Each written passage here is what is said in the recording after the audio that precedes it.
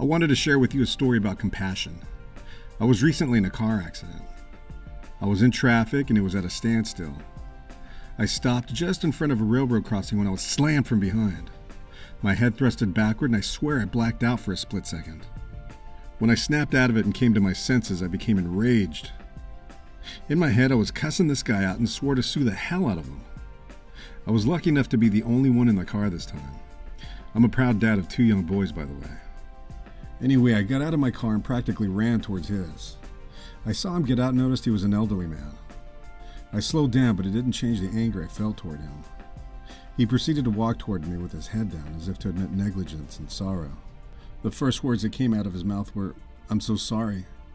I wasn't paying attention. I just got out from seeing my doctor and I was diagnosed with cancer and I have to have emergency surgery tomorrow.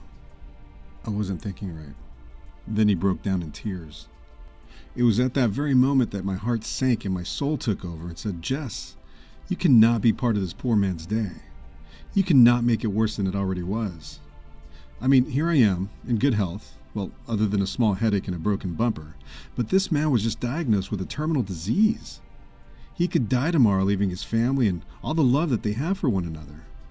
This poor man's life could be completely destroyed if it hasn't been already." I took one hand and placed it on his chest and placed my other one on his shoulder and said, "Everything will be okay. You need to be strong in your heart and your mind for you and your family." I told him to forget the accident, and that when fate was ready, we'll tally it up then. He took a moment to absorb what I had said and gave me a hug. At this point, we're both in tears. I know what you're thinking. You're thinking that he was probably lying to get out of an incident. Who knows? He could have been, and I could have been a sucker to believe him. But in the end, my heart and soul were happy and my conscience was clear. I knew that I'd made the right decision. The moral of the story is that we all need to train our mind to have a little more compassion for others. Don't always jump to a conclusion and act on the first thing that comes to mind. Take a moment and consider what others might be going through before acting.